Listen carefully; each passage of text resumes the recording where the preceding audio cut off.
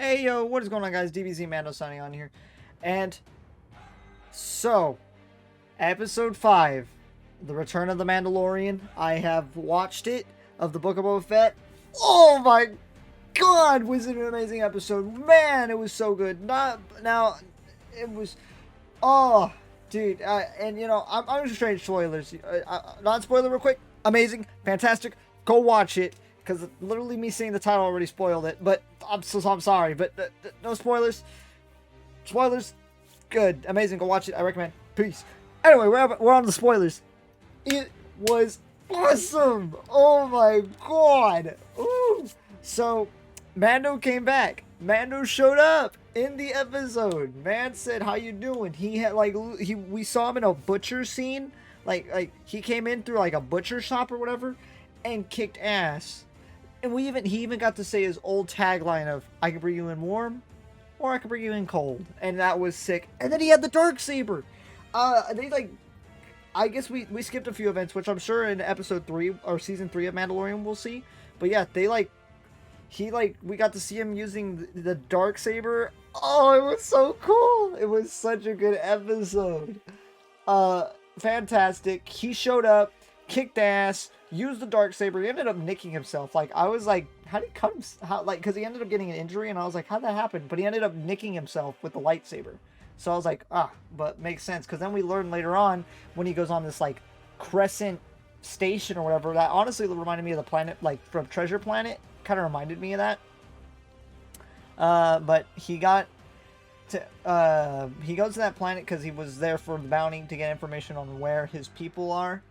And he found them. We actually see the armor and Paz Vizsla there. She says there's only 3 of them, which I think is just those 3, unfortunately. Which just sucks, because the rest of their clan got killed, and, you know, it's very sad. He then shows her what he has, the Darksaber, and she explains to him, we got Mandalorian lore. It's so good. They actually explained that and you know, I was trying to remember the name of the original holder of the Darksaber blade wielder, and his name was Paz Vizsla. Paz Vizsla was the Mandalorian Jedi who, you know, made that weapon, and that's what it means. He was a Mandalorian Jedi, and it's so cool.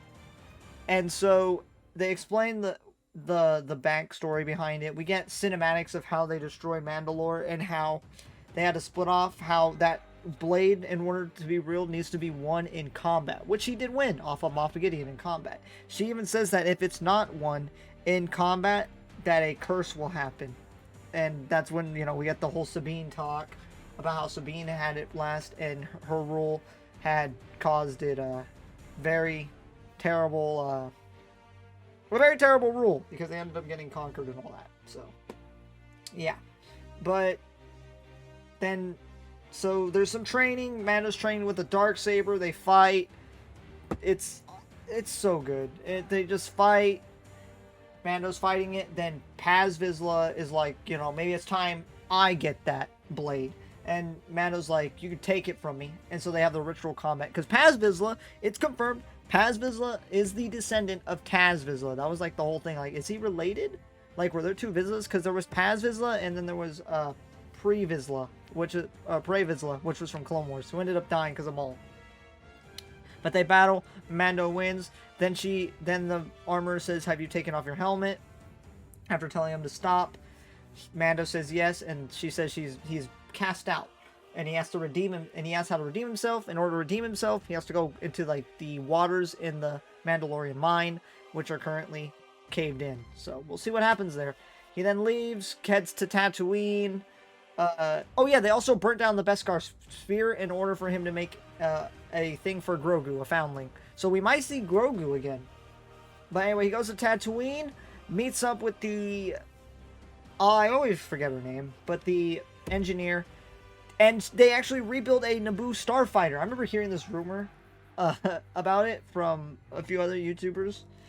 And I'm surprised he got it right, man. Called it. I was like, let's go. But... so yeah, they rebuilt a Naboo Starfighter.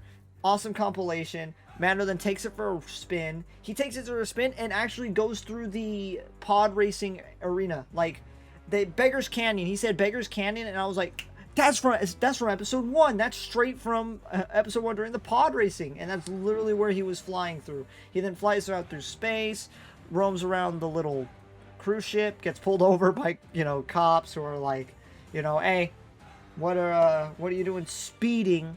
And Mando's voice is almost recognized by one of the New Republic X-Wing fighters, because it's the same dude who's been in from the show. And then Mando like speeds off and like, hey, you want to go get him? You want to fill out paperwork? Nah. So they left. And then he goes back to the planet. After that, he then meets up with Fennec Shand, who sneaks into the base and asks that they need help. Boba's like, it's on the house. You know, they offer to pay him, but Boba's like, nah, it's on the house. I'll help for free, which makes sense because Boba, you know, helped Mando. So, and then the episode ends with him saying, I gotta go do something first, though.